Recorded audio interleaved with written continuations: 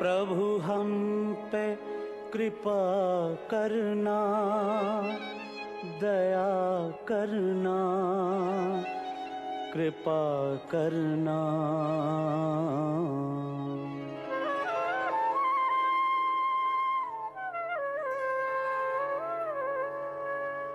प्रभु हम पे कृपा करना, प्रभु हम पे दया करना, प्रभु हम।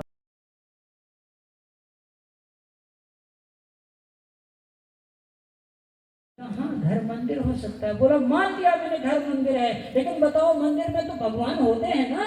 मैंने कहा होते हैं, तो बोला हम भगवान कहाँ से लाएंगे। मैंने कहा भगवान भी बताता हूँ। पिता तुम्हारे शंकर है, माँ तुम्हारी पार्वती है, बहू तुम्हारी सीता है, बेटियां तुम्हारी दुर्गा और सावित्री है। उछल पड़ा क्या ऐसा हो सकता है। मैंने कहा हो सकता है। बोला बस हो गया, अब हमने घर को ही मंदिर बना लिया। सज्जनों, घर में मंदिर मत बनाइए, घर को ही मंदिर बनाइए। और जिस दिन घर को आप मंदिर बना लेंगे, वह दुनिया का सबसे बड़ा मंदिर होगा, उसका नाम होगा मन मंदिर। याद रखिएगा, धर्म बाहर के मंदिरों में नहीं है। आत्मा भी भीतर है, परमात्मा भी भीतर है, और धर्म भी भीतर है। याद रख लेना, तीनों चीज भीतर है। धर्म भी भीतर है, आत्मा भी भीतर है, और परमात्मा भी भीतर है। उपनिषद में बड़े सुंदर कथानक आते हैं। एक कथानक सुनाता हूं आपको। प्रजापति परमात्मा ने संसार को बनाया, हाथी बनाए, घोड़े बनाए, बिल्लियां बनाई, पेड़ पौधे बनाए, पक्षियां बनाई। वो अच्छा नहीं लगा उसको, बोला मजा नहीं आ रहा है। तो अंत में उसने रमेश जी को बनाया, ठीक है, अर्थात मनुष्य को बनाया। जब मनुष्य को बनाया तो परमात्मा एक बात बोला, वाह वाह कितना सुंदर बन गया, कितना सुंदर बन गया। जब परमात्मा ने मानव की रचना की तो वो उपनिषद आख्यायिका है, वो कह रहा है कि वाह ईश्वर भी खुश हो गया मनुष्य को देख के, लेकिन तुरंत डिप्रेशन में आ गया।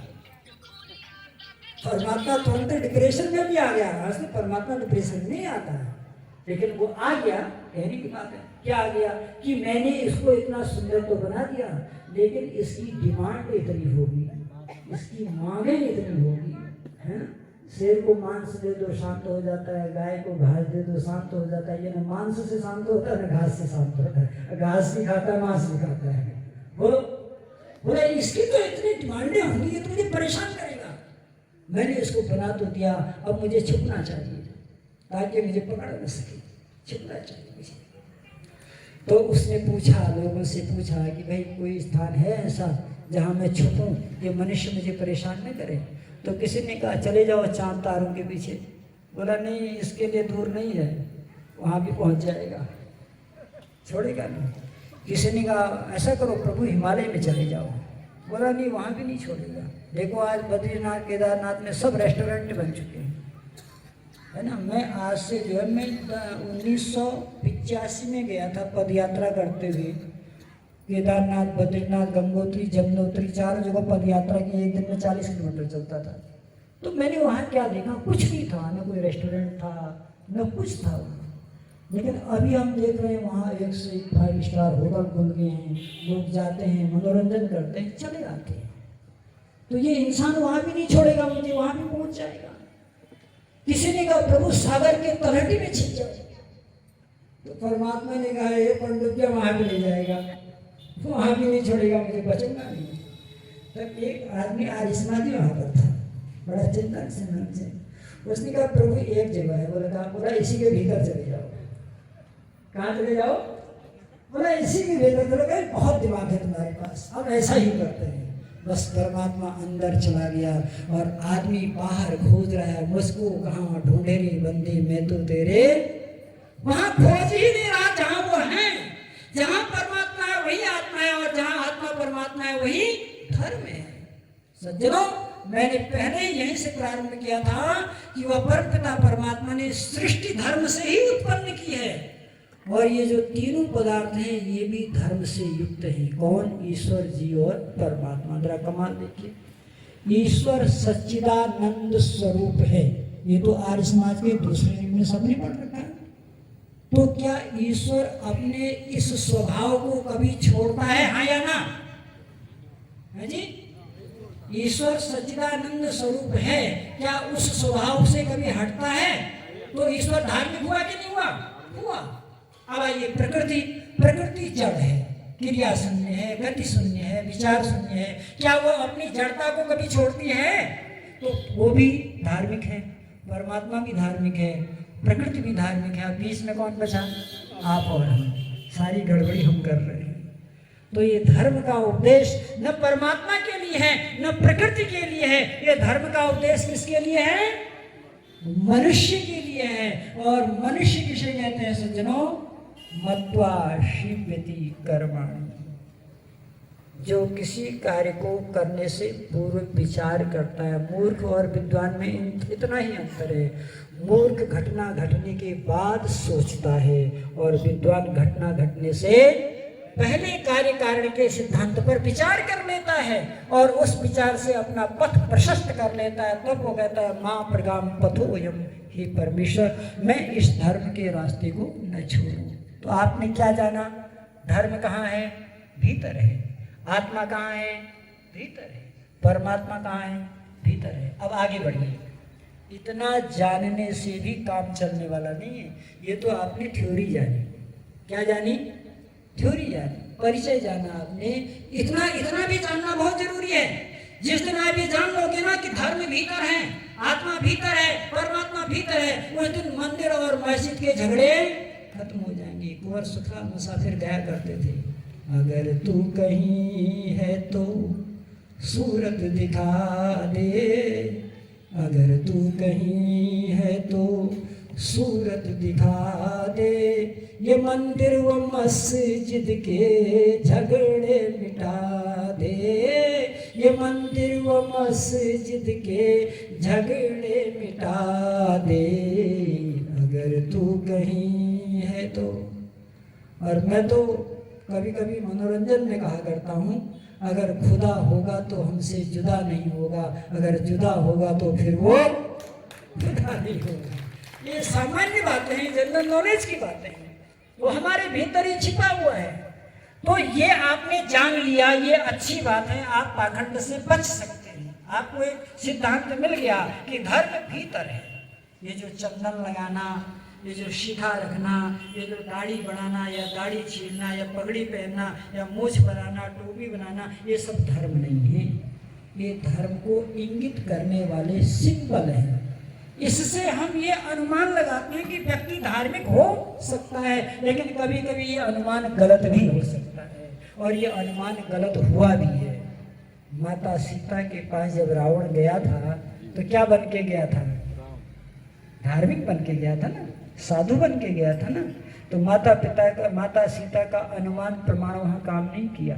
देखिए आप, ये भी योग्यता माता सीता की राम से अधिक थी। माता सीता चारों वेदों की स्नातिका थी, श्री राम केवल एक वेद के स्नातक थे, लेकिन अनुमान जो था वो माता सीता का फेल हो गया।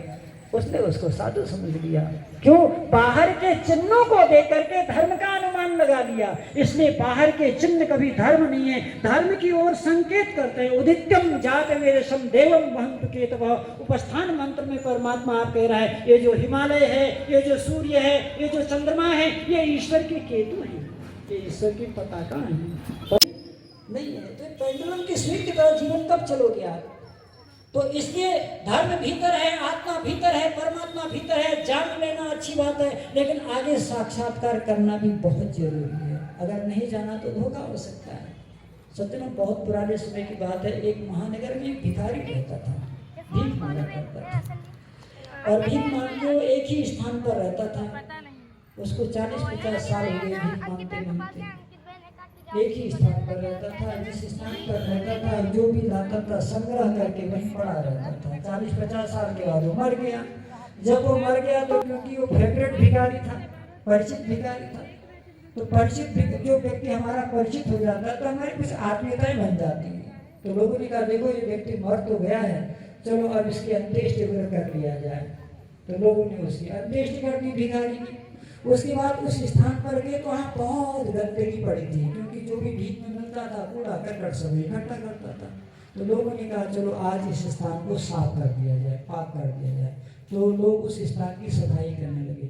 सफाई करते करते कुछ कुदाल जमीन के अंदर गड़ गई। जब जमीन के अंदर गड़ी तो खन की आवाज़ आई, तो खोला तो वहाँ बहुत सारी असुरक्षियाँ निकल गई, बहुत सारी स्वर्ण के रत्न निकल गए। लोगों ने उनका अभागा सारे धन के ऊपर जीवन बिता दिया, लेकिन फिर भी भीख मांगता। वो सज्जनों, ये आत्मा परमात्मा हमारे भीतर ही है, कितना भटक रहे हैं उसको देखते हुए, भटक रहे हैं। इसलिए उसको अंदर खोजने की आवश्यकता है, और अंदर जाने के लिए बाहर के पट बंद करने की आवश्यकता है। हमारी जो इंद्रियां हैं ना, इन इंद्रियों के अपने अपने कार्य हैं। शब्द को सुनना होगा तो हमें कान की आवश्यकता होगी, रूप को देखना होगा तो नेत्र की आवश्यकता होगी, गंध को सूंघना होगा तो हमें नासिका की आवश्यकता पड़ेगी, शीत गर्म को हमें जानना है तो त्वचा की आवश्यकता पड़ेगी, स्वाद को जानना है तो रसना की आवश्यकता पड़ेगी। लेकिन ईश्वर को जानना है तो ईश्वर को जानने के लिए शब्द, स्पर्श, रूप, रस, गंध किसी की आवश्यकता नहीं है, क्योंकि ईश्वर अरूप है, ईश्वर गंध रहित है, ईश्वर असत्य है। उस परमात्मा को जानने का जो साधन है वो सूक्ष्म इंद्रिय है। वह सूक्ष्म इंद्रिय कौन है? मन। मन क्या है जी? सूक्ष्म इंद्रिय है। देखो अष्ट चक्र 9 द्वारा आप पढ़ते हो, 9 दरवाजे। वो 9 दरवाजे कौन है? 2 आंख, 2 कान, 2 नासिका के छिद्र, 1 मुंह, कितने हो गए? 7, और 2 और हो गए, 7 तो 9, 9 द्वार, 2 कौन हो गए? मन मूत्र ना। ऋषि दानी से नहीं मानते, और पढ़ना सिद्धार्थ प्रकाश। ऋषि दानी कहते हैं क्योंकि अध्यात्म के क्षेत्र में मन मूत्र के द्वार का कोई स्थान नहीं है, तो वो कहते हैं 7वां द्वार मन है, 8वां द्वार बुद्धि है, ये कहते हैं ऋषि। स्वाध्याय करिए सिद्धार्थ प्रकाश, बहुत अद्भुत पुस्तक है। तो ये ऋषि ने वहां पर 9 दरवाजे में मन और मूत्र को नहीं रखा है। वो कहते हैं 7वां दरवाजा मन है, 8वां दरवाजा बुद्धि है, क्योंकि आत्मा के साक्षात्कार में मन और मूत्रेंद्रिय का कोई भी स्थान नहीं है। तो ये जो सूक्ष्म इंद्रियां हैं, तो क्रिया बुद्धिया, नचिकेता को आचार्य क्या बता रहे हैं कि सब नहीं देख सकते हैं, जिसकी बुद्धि सूक्ष्म है। और श्री कृष्ण ने भी गीता में कहा, विमूढ़ा नानु पश्यन्ति पश्यन्ति ज्ञान चक्षुषा। जो व्यक्ति लोग हमारे त्रिपाठी जी और हमारे मुनि जी आ गए हैं यहाँ पर। मुनि जी आ गए हैं। अब सबसे पहले तुम जो न मिलते रंग न भरते, रंग ये मेरे रंग न होते, तुम जो हमारे मीत न होते, गीत ये मेरे गीत न होते, घट घट व्यापी की जो छाया में। बार-बार हम आएंगे, अगले साल भी आएंगे सब लोग। दिल करता है एक मास अवलंब सभी का, दिल करता आश्रय दाता सामने निगम का से भव सामने और दोहरा, तुम जो न मिलते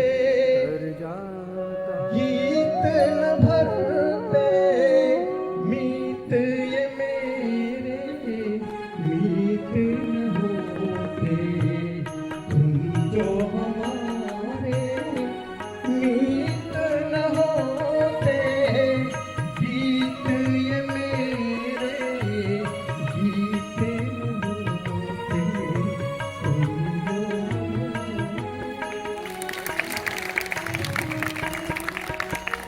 हमारे आचार्य जी ने ओम स्वस्ति न इंद्रो बृहस्पतिः स्वस्ति नः पूषा विश्ववेदा स्वस्ति नस्तार्क्ष्यो अरिष्टनेमि स्वस्ति नो बृहस्पतिर्दधातु। आचार्य जी को साथ तालियां बजाइए अपनी एक बार। बहुत धन्यवाद। आपका दिया हुआ धन जो आपने दान को दिया था, मैं उसमें से कुछ हिस्सा आचार्य को देना चाहता हूँ। वो आचार्य जी की बात है। नहीं। तालियां बजाइए आप लोग, बहुत अच्छा। ये आरंभ लेके कृष्ण से इसको आरंभ की भावना लेकर के इसको आरंभ बनाना है हमको। तालियां बजाइए, बहुत बहुत धन्यवाद। और ये इनको हमारे आचार्यों का, वैदिक का, इनका खाना खिला करके दूध दे करके बड़ा स्वागत 4 दिन तक किया हुआ है। इसके लिए हम लोग सत्संग वाली नगरी चल रे मना।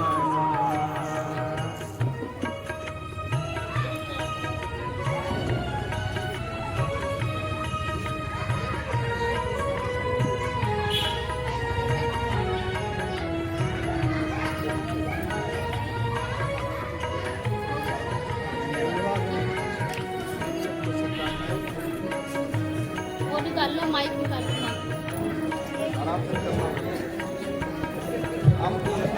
प्यारे भक्तों, इस भजन में हम प्रार्थना करने लगे, हे प्रभु मेरा मन वहां ले चलो जहां तुम्हारे नाम की चर्चा होती हो। याद रखिए, जिस तरह पक्षियों के आगे मोती बिखेरने से पक्षियों को कोई लाभ नहीं होने वाला, जानवरों के आगे मिठाई डालने से उनको कोई लाभ नहीं होगा, बहरों को बहुत अच्छा अच्छा संगीत सुनाने से उनको कोई लाभ नहीं होता, या कोई व्यक्ति नेत्रहीन है, आंखों से न देखता हो, अगर उसको बहुत अच्छी अच्छी आतिशबाजी दिखाओ तो उसको कोई लाभ नहीं होने वाला। ठीक उसी तरह जिसको प्रभु से प्रेम ना हो उसको अगर सत्संग सुनाओगे उसको कोई लाभ नहीं होने वाला। इसीलिए कहते हैं कि हे प्रभु मुझे वहाँ ले चल जहाँ तेरे नाम की चर्चा होती है। कैसे कहते हैं? इस नगरी में प्रेम की गंगा, इस नगरी में प्रेम की गंगा। तालियां बजाइए आप लोग। हमारे आचार्य जी, हमारे गुरु जी का माला पहना करके सलवा करके स्वागत कर रहे हैं। ऐसे बुजुर्गों का सम्मान करने से उम्र हो जाती है, क्योंकि अभी ये बुजुर्ग भी नहीं है, सम्मान करने से विश्व उत्साहित हो जाते हैं। अब मैं निवेदन और करूंगा।